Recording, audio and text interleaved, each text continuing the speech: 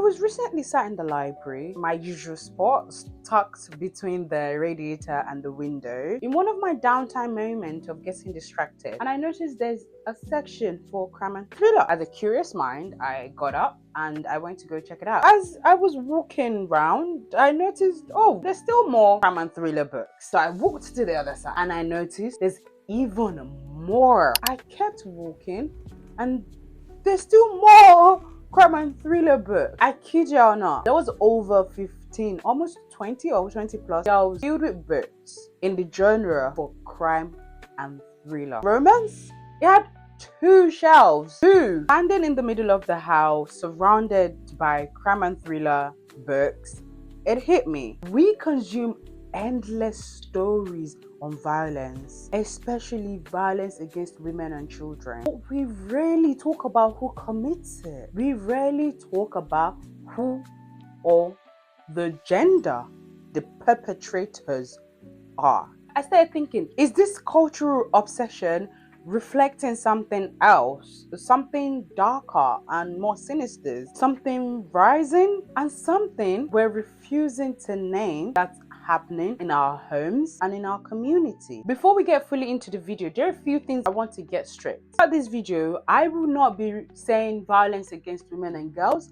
I will be saying men or male violence against women and girls. If you do not like that, this is the part you click off the video. This video is about highlighting the fact that we no longer need to treat violence against women and girls as an abstract thing that just kind of happened, but rather we need to start pointing at it. Men are perpetrators of violence against women and girls. If you don't know what perpetrator means, I'll put the meaning right here. It just means a person or an organization that carries out a crime against another. So now that we got that out of the way, I want us to also, before anything else, establish some facts. You know, the ones that should be common knowledge, but somehow they're not because it only affects women. Violence against women is overwhelmingly perpetrated by intimate partners. It's overwhelmingly perpetrated by men in their lives, men known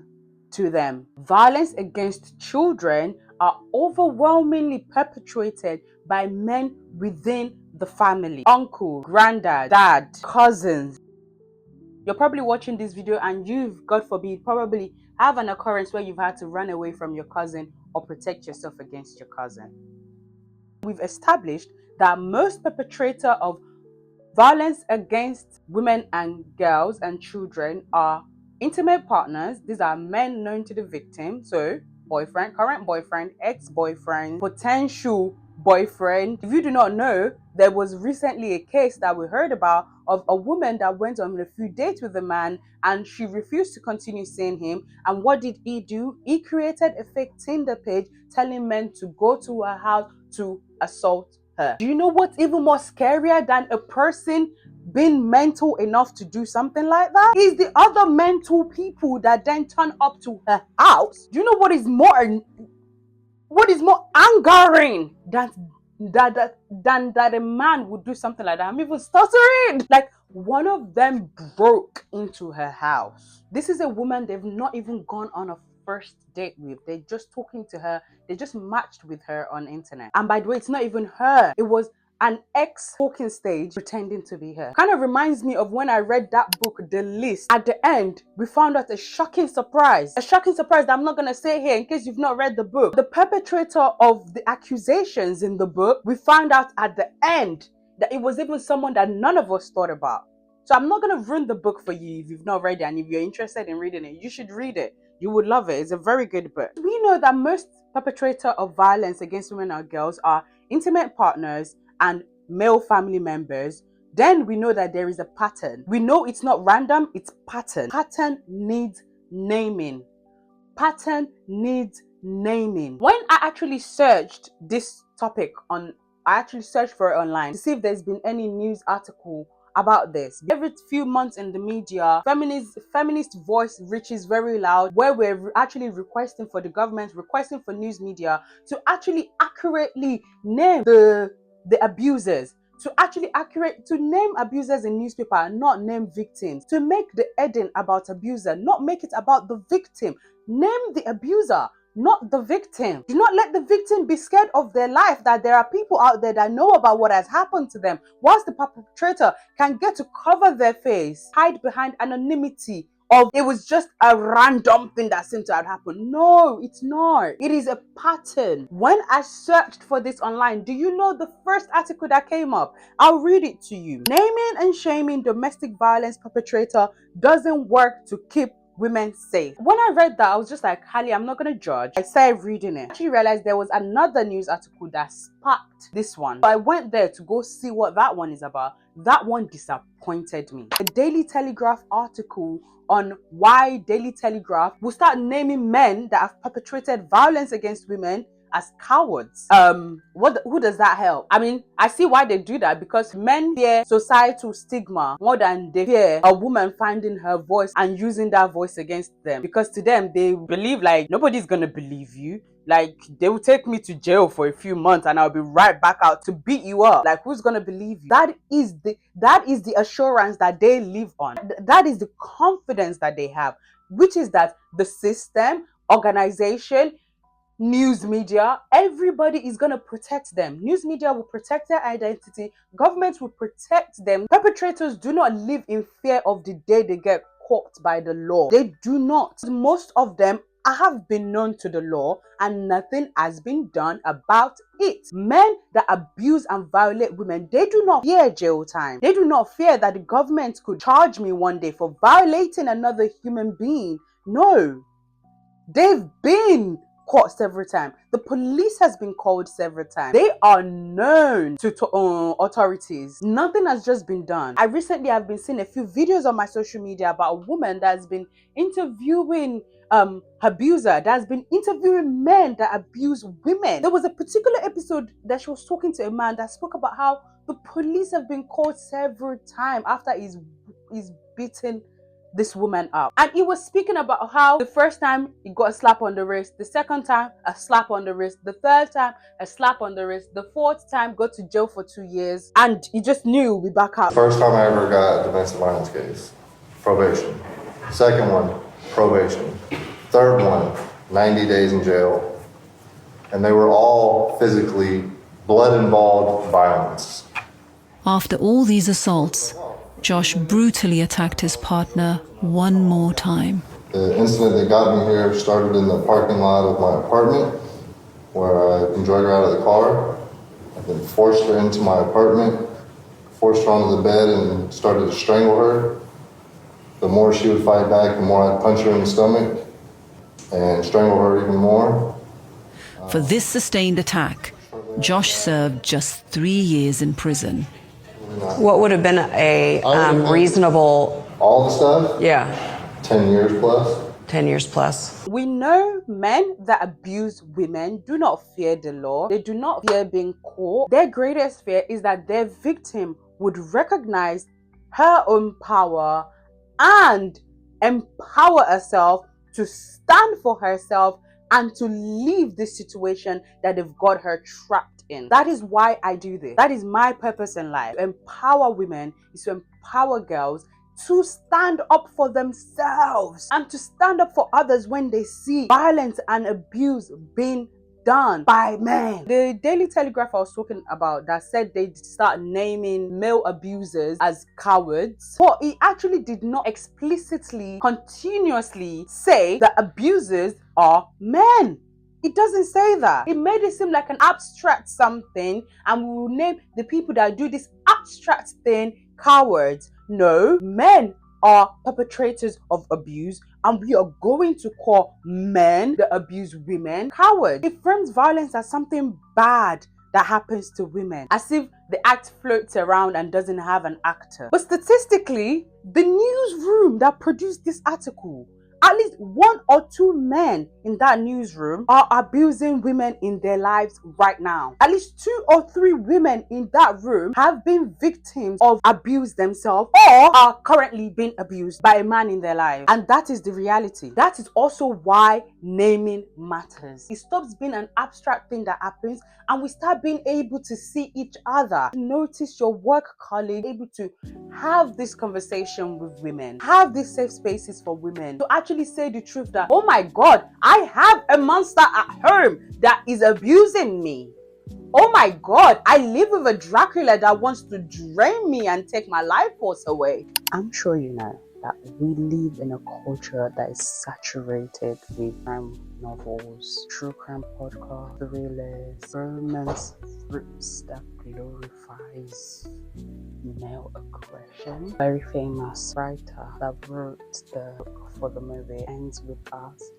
She's actually been criticized several times for glorifying abuse that women experience. Her book often just glorifies the trauma experienced by women found their way out of violent situations. So we know that violence against women and girls is largely being treated as entertainment mixed with a plot device and not a societal crisis that it is. What I'm trying to say is, when violence is consumed as a content, we become desensitized to its reality. This isn't about blaming art or artists, it's about recognizing how societal saturation shapes our reality and shapes our public perception of an issue. Women can have spaces to be honest about these experiences. When we start naming fully with our chest, be able to say men are perpetrators of violence against women, girls, and children. If the language we continue to use are vague languages like women were assaulted, children were assaulted, a tragedy occurred, instead of saying men abuse women, men violate children, men are perpetrators of abuse. The truth is, passive voice protects perpetrator. It protects them because we continue to live in a vague realm where what they do is not actually seen for exactly what it is. And the truth is, active voice supports survivors and reveals perpetrators. Let's talk about the first article, the one that's claiming that naming and shaming men that violate women would not protect these women. I actually agree with it. Naming and shaming alone would not lead to any change. That's also one of my criticism of the Telegraph article, because they want to name abusers as cowards. There is no structural solution, so it's not going to do anything other than just keep producing cowards. The article does also argue it's not going to protect women and girls. They're not right either. That article as well, it also fails. It protects perpetrators under the guise of community integration. And it paints this ideological world where men just need to be educated on what their lives can be without violence. And that is the solution, apparently, to them. Yet, statistically, Gen Z boys and men, the ones that are most educated about women's rights and women's autonomy, they are more likely to hold misogynistic views and beliefs. Make it make sense. Even more likely than boomers. These are the groups of men that are aware of the issues women face in society. They are aware of the stigmas women have to deal with daily, yet they believe that women should continue dealing with that. In fact, all the progress we've made in the past should just be eradicated. The article also claimed that being part of a community can help deal with structural problems like unemployment, isolation, homelessness, and the rest. Let's be honest. Let's actually be honest. Men have been invited into women's conversation for decades. They've been invited to community workshops, invited to join community groups. They've been encouraged to volunteer with organizations that are educating men and women about violence against women and children to do their part as well. And what do you think it's been? Absolute crickets. They just don't show up. They don't show up. I am part of a collective, Together Against Sexism Collective. They run workshops educating people on being a proactive bystander. We have invited men to this workshop several times. None. They just don't show up. They just don't show up. That's one of the reasons I would never join the troop of people that say not all men. In the spaces that I'm in, that we're doing the work of dismantling patriarchy, that we're doing the work of, eradicating violence against women and girls, that we're doing the work of educating and empowering women to believe in their own autonomy, men don't show up. They don't show up to these spaces. They don't engage. And yes, I agree, naming and shaming alone would not work, but pretending that community integration will is just living in a fantasy. What needs to change? Individual change is pretty simple. These are the things we do in our daily life as normal people to continue to educate other women and other men about violence against women and girls, and also how we show up for our family members in creating spaces where they can be honest with us. You most likely guessed what my first individual change suggestion is then. Start that conversation with your family. Ask women in your family, are you safe? Actually ask. Don't assume. Don't say not my uncle, not my brother. Don't say that. Actually ask. Ask your sister that's married, your brother's wife. Ask your auntie. Ask your favorite cousin that's married. Ask, are you safe in your marriage? Are you experiencing anything worrying? Our aunties are still the pillars that are holding patriarchy high. We need to speak to our aunties and we need to get them to understand that their experience is not unique and is not right. We need to speak to our aunties. We need to give our aunties space. We need to give them language. We need to give them safety. We need to give them safety. Speak to your aunties. You know that your uncle is aggressive. See, ask her how she's doing it. Does she need an escape? Speak up to the aunties. And my favorite one, speak up at family gathering. When you see violence being perpetrated against women, children, and girls, I am the troublemaker of my family. If you're discussing anything to do with women and women issues, I gotta do. This will be me at the family table. Use your voice, please. Please use your voice. The second thing that needs to change, we need to start holding organizations with more accountability. Institutions must stop hiding behind neutrality. News media need to start naming perpetrators of violence against women and girls. Workplace must hold mandatory workshop on spotting violence and being a proactive bystander. If men would not go into these spaces to do it themselves, organizations need to take it to them. There need to be a zero tolerance policy against misogynistic views, against patriarchy ideals, misogynistic comments. We all know organizations shape culture and culture shapes our society. The third change I'll propose is a government change. However, this particular one, I don't even know if I'm wasting my breath, because most men that perpetrate violence against women or girls are known to authorities. They are known to authorities. And in fact, most people in government position are old white male that are abusers themselves. Yes, the truth is the truth. You don't have to hide behind it. They are old white males that are abusers themselves.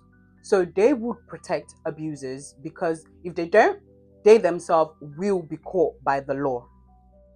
There needs to be a stronger legal framework that protects victims and exposes perpetrators. They just need to be.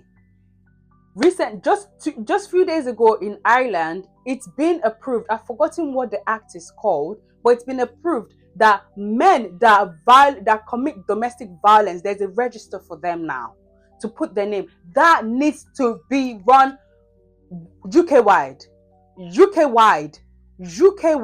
They need to be registered for male abusers that perpetrate violence against women, girls, and children. They just need to be. They need to be somewhere women can go to find out if this man in their life is an abuser. There also need to be national campaigns that name men as the perpetrators of violence against women and girls. It needs to name male violence directly. If not, all this initiative that always running about ending violence against women and girls is just going to keep failing. In fact, our government has rescinded in their commitment to end violence against women and girls, because to them it's not of top priority. I mean, it only affects over half of our population. Why bother?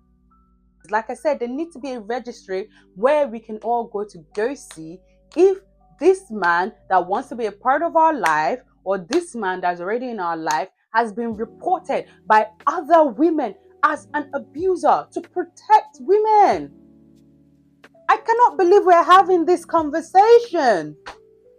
I cannot believe we're literally asking organizations to say the truth to the world that men violate women and girls. It's not just something that abstractly happened, it is perpetrated by men in their lives.